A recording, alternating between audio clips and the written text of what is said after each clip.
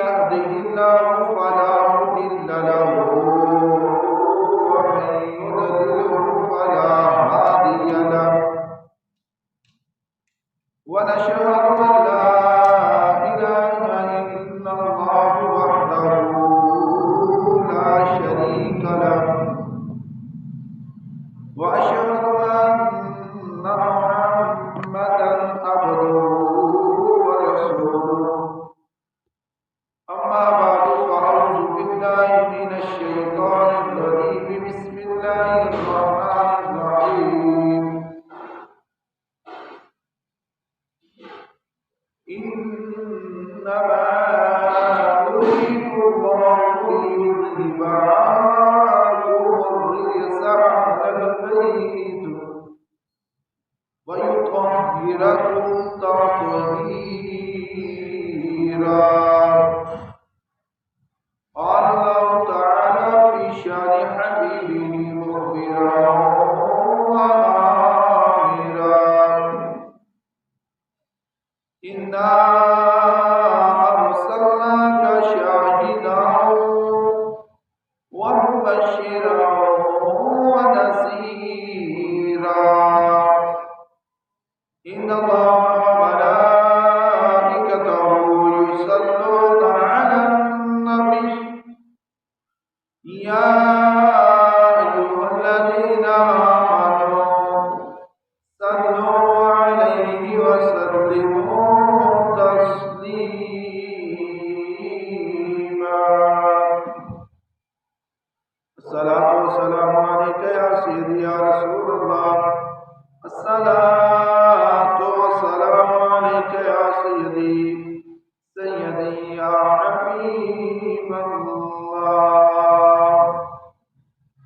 الصلاة والسلام عليك يا سيدي يا رحمة للعالمين وعلى آلك وأصحابك يا سيدي يا خاتم النبيين. رب اشرح لي صدري ويسر لي أمري واحلل عقدة من لساني يفقهوا قولي. رب زدني علما رب زدني علما رب زدني علما.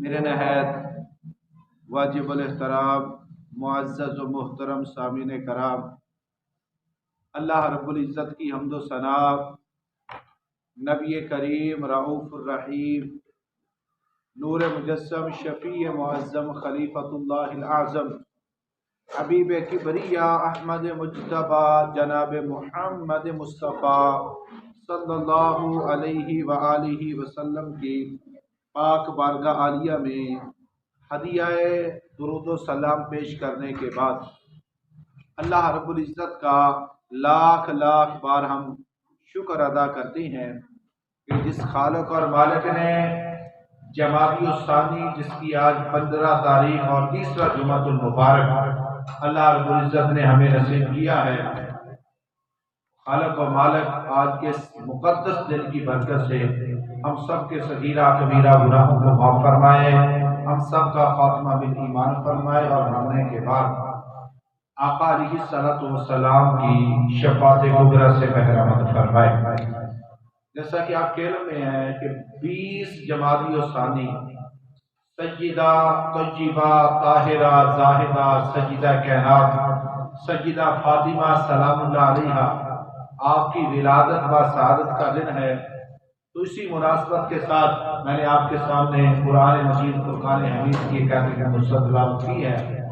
اللہ رب العزت آج کے اس مقدس دن کی برکت سے ہم سب کے صغیرہ کبیرہ گناہوں کو معاف فرمائے، ہم سب کا خاتمہ بالایمان فرمائے اور مرنے کے بعد پیارے آقا علیہ الصلوۃ والسلام کی شفاعت کبریٰ سے بہرامد فرمائے۔ الحمدللہ اللہ رب العزت نے ارشاد فرمایا،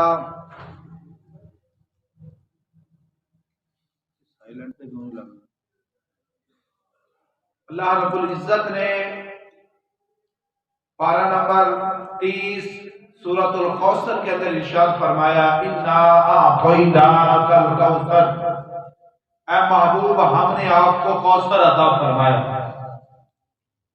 فصل لربک وانحر، آپ اپنے رب کی نماز پڑھیں اور قربانی دیں، ان شانئک هو الابتر، آپ کا دشمن وہی مقطوع نسل ہے، اسی کی نسل ختم ہونے والی ہے۔ یہ سورت مقدسہ اس وقت نازل ہوئی جب آقا علیہ السلام کے بڑے صاحبزادے حضرت قاسم رضی اللہ تعالیٰ عنہ ان کا وصال ہوا، تو کافروں نے بڑی خوشی منائی۔ بھائی جس کے لیے کوئی بندہ رو رہا ہو، پریشان ہو، جب اس بندے کو تکلیف ہو تو دوسرا بندہ خوشیاں منائے تو کس قدر تکلیف ہوتی ہے۔ صحابہ کرام بھی پریشان ہیں، آقا علیہ السلام بھی پریشان ہیں کہ میں ان کے لیے پریشان ہوں کہ یہ کسی نہ کسی طرح اللہ کے عذاب سے بچ جائیں، دوزخ سے بچ جائیں، جنت کے حقدار ہو جائیں، تو یہ کیسے بدبخت ہیں کہ آج اللہ نے میرا بیٹا واپس لیا ہے تو یہ خوشیاں منا رہے ہیں۔ اور ابو جہل نے پتہ کیا کہا، کہنے لگا پریشان ہونے کی بات نہیں ہے، اب ان کی آگے نورینہ اولاد ہے نہیں، اب تم نعوذ باللہ من ذالک محمد کے وصال کا انتظار کرو، جو ہی یہ دنیا سے جائیں گے یہ سارا سلسلہ ختم ہو جائے گا۔ تو اللہ رب العزت نے جب کافر خوش ہیں، آقا علیہ السلام اور صحابہ کرام پریشان ہیں، غموں کے پہاڑ ٹوٹے ہوئے ہیں، اللہ رب العزت نے اس حالت میں آقا علیہ السلام کو سورۃ کوثر عطا فرمائی۔ فرمایا انا اعطیناک الکوثر، اے محبوب آپ پریشان نہ ہوں، اللہ نے تو آپ کو کوثر عطا فرما دیا ہے۔ اب ذرا اس پر غور کریں، جب بھی اللہ رب العزت قرآن مجید فرقان حمید کی کسی بھی صورت میں آقا علیہ السلام کی، ویسے تو سارا قرآن ہی آقا علیہ السلام کی نعت ہے، آقا علیہ السلام کی عظمت ہے، جس آیت کے اندر خصوصی طور پر اللہ رب العزت آقا علیہ السلام کی عظمت اور شان بیان فرماتا ہے نا، اللہ رب العزت پہلے اپنا ذکر کرتا ہے، بعد میں محبوب کی شانوں کو بیان کرتا ہے۔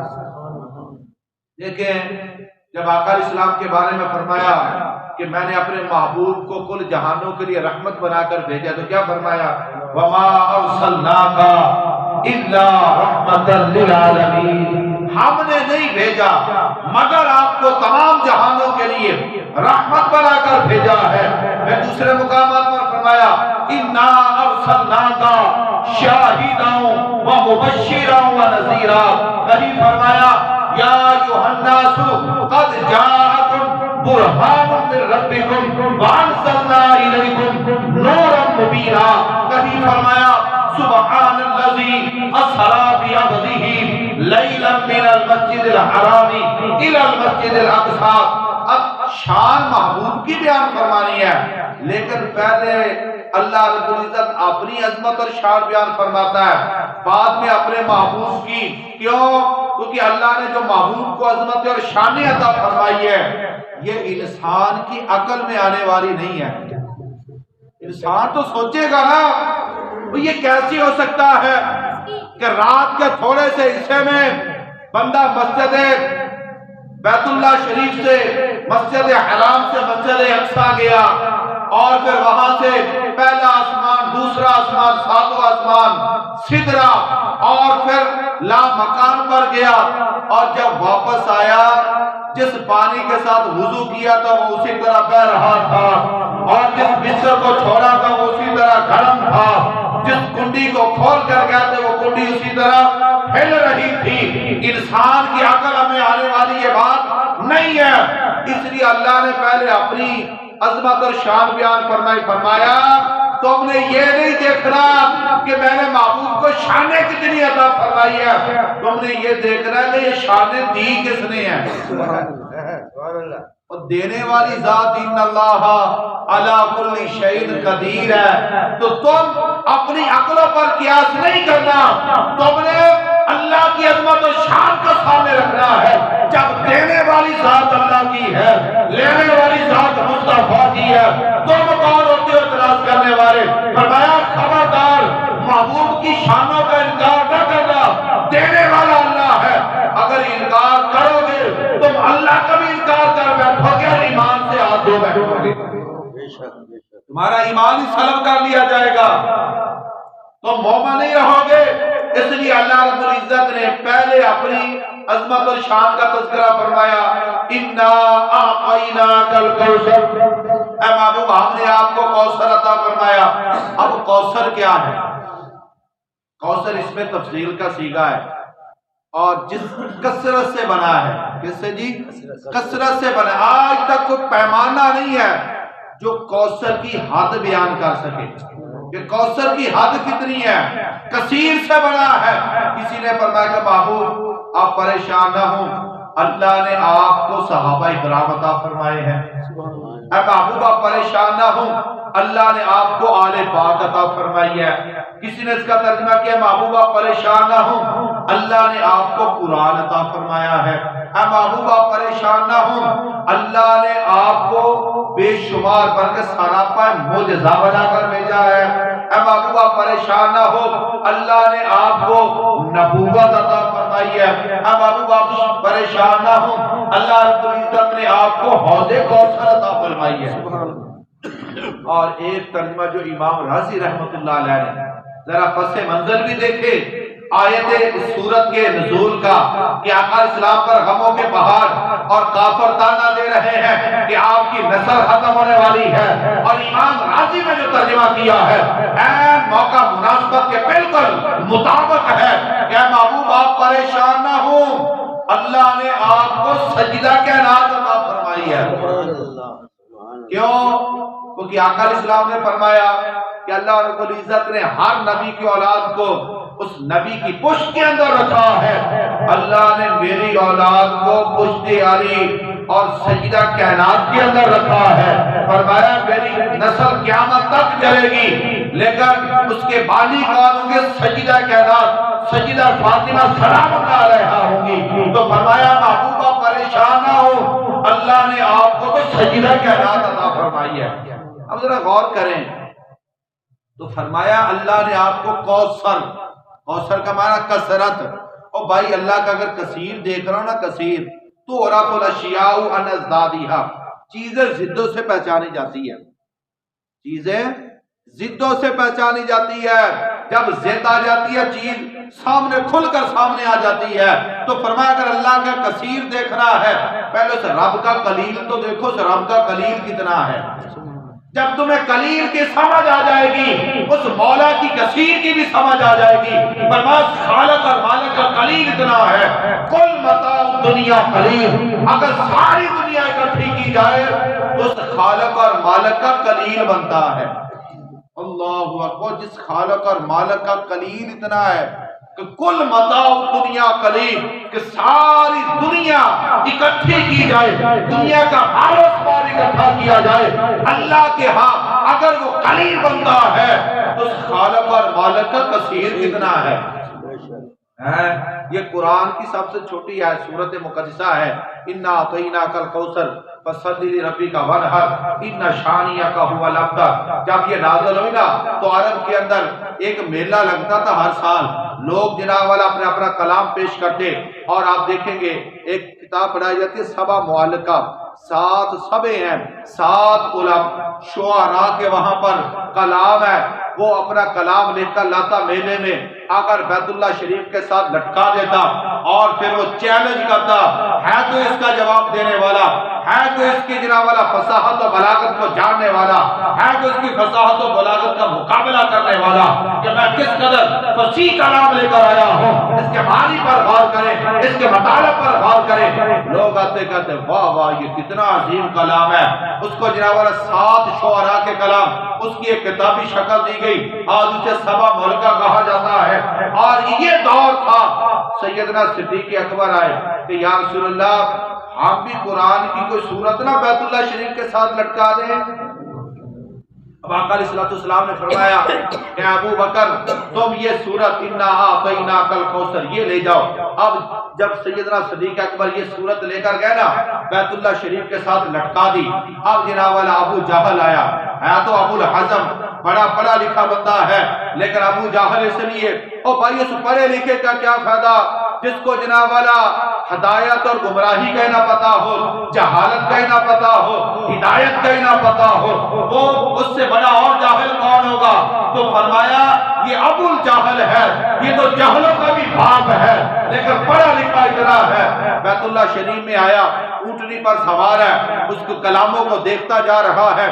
جب اس کی نگاہ انا اعطیناک الکوثر فصلی لربک وانحر ان شانئک هو الابتر آتی ہے نا, وہ ٹھہر جاتا ہے, اپنی اونٹنی کو روک دیتا ہے.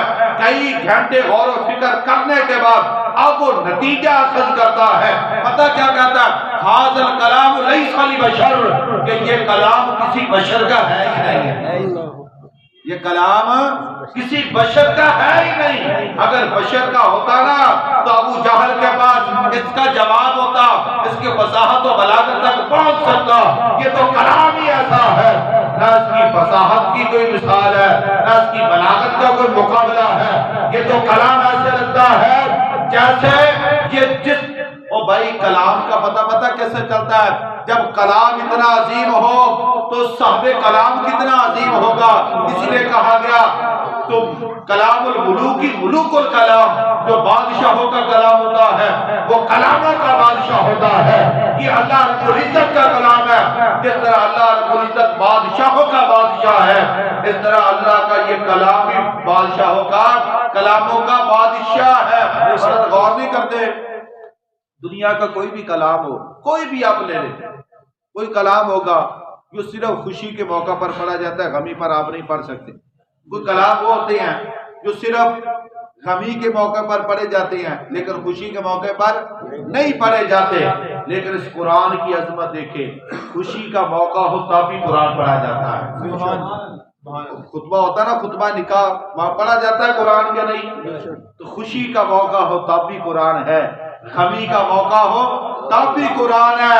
اور بھائی یہ قرآن کی عظمت اور شان یہ ہے, اللہ رب العزت نے قرآن کے بارے میں فرمایا انا نحن نزلنا الذکر وانا لہ لحافظون, کہ ہم نے اس قرآن کو اتارا ہے اور ہم خود اس کی حفاظت کرنے والے ہیں. بھئی اللہ نے قرآن کی حفاظت کس طرح کی؟ تورات زبور انجیل کو لے لیں, ان کی پوری امتوں کے اندر آپ کو نہ تورات کا حفظ ملے گا, نہ زبور کا حفظ ملے گا, نہ انجیل کا حفظ ملے گا. حالانکہ وہ کتابیں بھی قرآن کی ایک ایک سپارے کے مطابق اتنی بڑی ہیں, کوئی زیادہ بڑی بھی نہیں ہے. اور بھائی حافظ تو دور کی بات ہے, نہ تورات اصلی شکل میں, نہ انجیل اصلی شکل میں, نہ زبور اصلی شکل میں, ان میں تعریف ہوگی, رد و بدل ہو گیا. لیکن قرآن کا اعزاز دیکھیں, جو قرآن یہاں ہے وہی قرآن وہاں ہے. مشرق اور مغرب, شمال و جنوب, دنیا کے جس کونے میں چلے جائے آپ کو زیر زبر کا بھی فرق لازم نہیں آئے گا. اور بھائی وجہ یہ ہے کہ اللہ نے باقی کتابوں کی حفاظت اپنے ذمہ نہیں لی, قرآن کی حفاظت اپنے ذمہ لی ہے. قرآن کی حفاظت. اور جب تورات بھی اللہ کا کلام, زبور بھی اللہ کا کلام, انجیل بھی اللہ کا کلام, تو اللہ نے ان کتابوں کی حفاظت اپنے ذمہ کیوں نہیں لی؟ قرآن کی حفاظت اپنے ذمہ کیوں لی ہے؟ علماء نے ایک ہی وجہ لکھی ہے. پتہ وجہ کیا ہے؟ فرمانے لگے اس کی وجہ یہ ہے اللہ نے باقی امتوں کو صرف اور صرف کتابیں دی ہے, لیکن اس امت پر احسان یہ کیا ہے کہ اس امت کو کتاب بھی دی, حسین جیسا قاری بھی عطا فرمایا. منظر ہے کل جہاں میں گھرانہ حسین کا, کیونکہ نبیوں کا تاجدار ہے نانا حسین کا، ایک پل کی تھی حکومت یزید کی، صدیہ حسین کی، زمانہ حسین کا۔ فرمایا اس امت پر احسان یہ کیا ہے کہ اس کو قرآن بھی دیا ہے، حسین جیسا قاری بھی عطا فرمایا ہے۔ پتہ ہے کسی امت میں ایسا قاری آپ نے دیکھا ہے کہ جس کا سر تن سے جدا ہو، اس کا سر نیزے کے اوپر ہو، قرآن کی تلاوت پھر بھی جاری ہو، اللہ کے قرآن کی تلاوت کرتا ہوا جا رہا ہو؟ فرمایا ایسا قاری دنیا آپ جتنی مرضی ڈھونڈ لے، آپ کو ایسا قاری نہیں ملے گا۔ ساری کتابوں کے آپ کو قاری ملیں گے، حسین ایسا ہے جس کی تلاوت خود قرآن کرتا ہے۔ اللہ اکبر۔ بھائی اب غور کریں، تورات زبور انجیل ان کے حافظ نہیں ہے، قرآن کے حافظ ہیں۔